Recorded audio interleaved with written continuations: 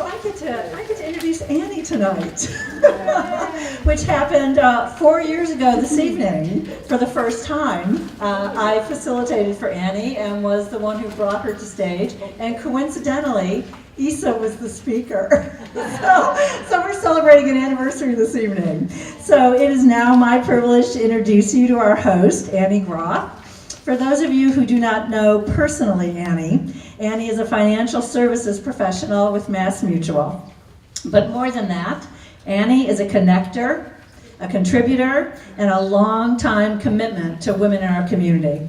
And she has such a unique perspective and insight into women and our relationship to money. For me personally, I attended one of the first Pearls of Wisdoms in Annie's conference room in 2008, after working with Annie on our family's finances for about 2 years at that time. So we've been together 12 years, Annie. Annie was referred to us by a dear friend, and isn't that how it always happens, that it's a trusted source who refers you to their trusted source? And at that time, I couldn't even see a reason to be meeting with a financial advisor. So both my husband and I have always been self-employed.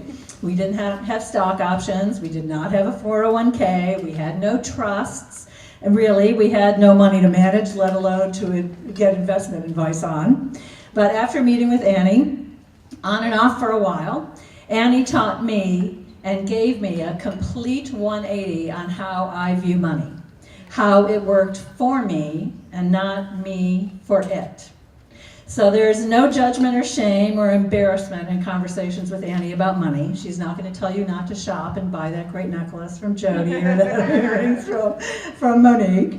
But her powerful guidance has led our family to build a solid foundation for our future and for the future of our kids.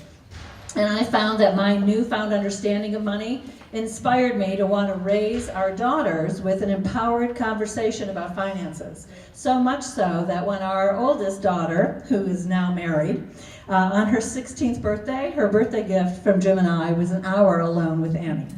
So we got her early age thinking about her relationship to money and her financial future. So I know many of you might be thinking, that's really great, I'm glad it worked out for you, but I've already got a guy. Right? How many of you have already got a guy, right?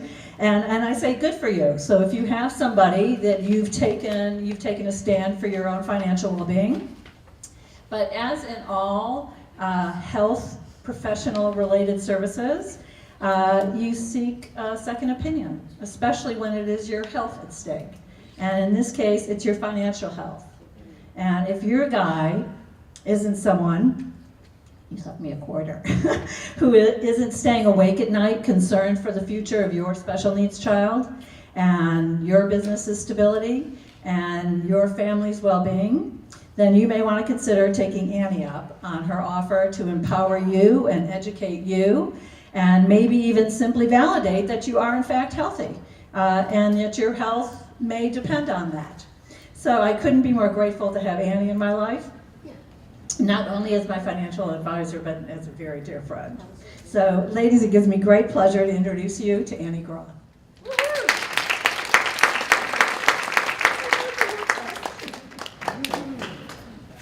How do you follow that? Hi, my name is Annie Groth, and for those of you who have not been here before, welcome. I'm grateful to see all of the new faces, and certainly more grateful to see all of you who are repeat guests, and hope that you find value in what I'm going to present tonight. But since Jill mentioned my eyelashes, I have to take my glasses off. And so, right? I know, I don't know. I don't remember. Alicia, the second time, when did I start doing this? Maybe 3 or 4 months ago. And it's remarkable. And the really great thing about it is it's not toxic, it doesn't hurt your eyes and all that, but I have to put my glasses back on, otherwise I can't see. So again, thank you for being here. And many of you have different reasons for being here. Some of you came just because Tamara's fabulous, and you want to hear about what Isa's got to say. Who doesn't want to hear about what Isa's got to say? But others of you may want to have a consideration about what it means to have a conversation internally about your money. because I know you're having that conversation. And a lot of times what happens with us as women, I'm not doing it right. I'm not smart enough. Somebody else will do it. I'll ask my dad, I'll ask my husband, I'll ask my partner, because I can't manage it myself. Well, I'm here to tell you, yes, you can. And the reason I know that you can is because I have been working with women just like you since 2000. I made a decision when I first got into this industry that women were my passion as far as their money is concerned. Why is that?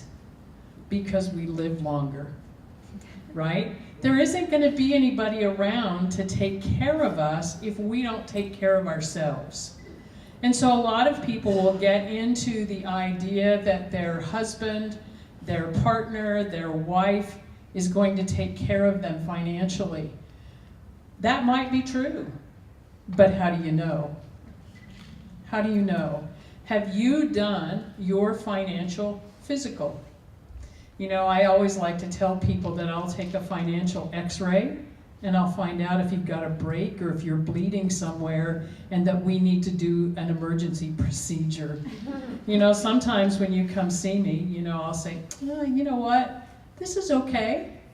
This we might need to tweak a little bit. There was a woman in my office the other day, and I won't mention any names because she's here, and this doesn't happen just to her, it happens all the time. I told her, I said, I don't usually do this in the first meeting. You need to call XYZ as soon as you leave here and change this today. Because a lot of times there are things that hurt us financially that we have no idea that it's lurking.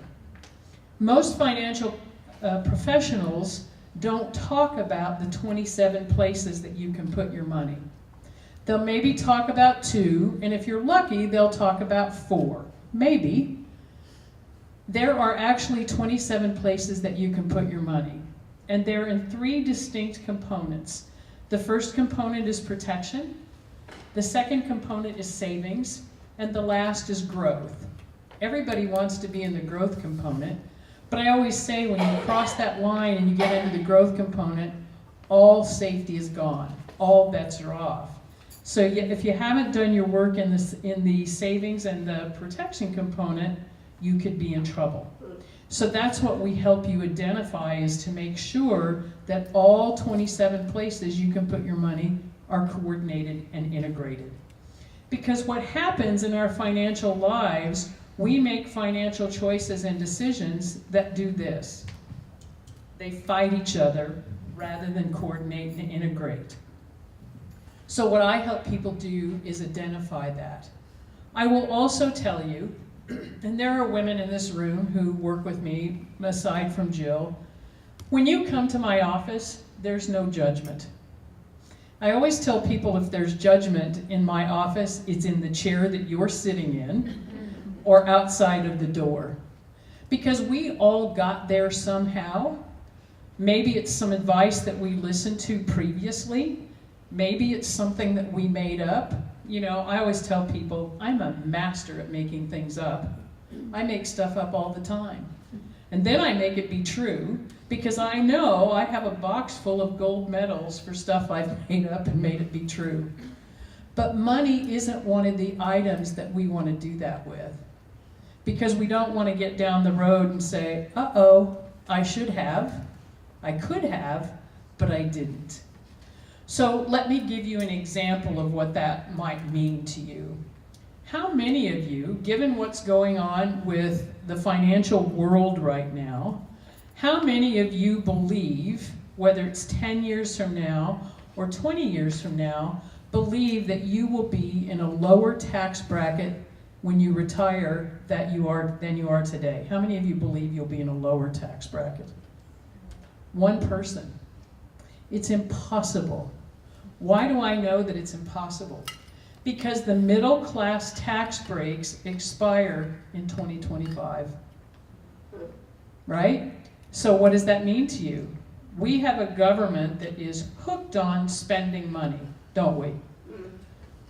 We like to spend money. Our government likes to spend money. And where do they get that money from? us, right? So there are strategies that you can employ to help offset what's going to happen when you get there. And a lot of people don't talk about those strategies. That's one of the places where I focus, because I want you to pay your taxes today in your seeding years rather than in your harvesting years. Let's pay our taxes today when we know what tax bracket we're going to be in, rather than when we get there and we say the infamous 2 words, oh crap, now what am I going to do? So that's one of the ways that I help people. Financial institutions all have the same 4 rules. And who are the financial institutions that we all work with? The IRS is probably the largest, right? All insurance companies, all banks, all mortgage companies. One of my favorite mortgage lenders is here, Michelle Byer, if you need a new mortgage. Before we can't write off our mortgages anymore, or the interest of our mortgages. And so financial institutions, our Visa, our car payments, our house payments, all of those are financial institutions, and they have the same 4 rules. The first rule is, and anyone who's a business owner in here would not disagree with this, the first rule is they want your money, right? How do financial institutions get your money? How do they do that? Mortgages, fees, but how do they get you to get there? Advertising. They advertise. Like every now and again, I hope there's no one here from Chase, but every now and again, I'll get a letter from Chase and offer me $500 if I'll come to Chase and bring somebody with me. I mean, that's a pretty good incentive. I always tell people, and I always give my age away, when I was little, it was, you got a percolator, right? You know, and so now we just moved to cash, because nobody wants stuff anymore. They just want cash. So they want your money. The second rule is they want your money on a regular and ongoing basis. How do financial institutions get our money on a regular and ongoing basis? Finance, interest, taxes, car payments, credit card payments, regular and ongoing basis, right? The third rule is they want our money on a regular and ongoing basis, and they want to hold on to it for as long as possible, right? So any car insurance, property and casualty insurance people here? So you finally have a car accident. That's the only way you're ever going to get any of your premium dollars back. Yeah. That's not a winning strategy, right? Oh my gosh, I've been paying car insurance since I was 16. Regular and ongoing basis, they hold on to it. I finally have an accident. And then they're going to employ the 4th rule. They want to give me back as little as possible. What's the first thing they want when I call them about my accident?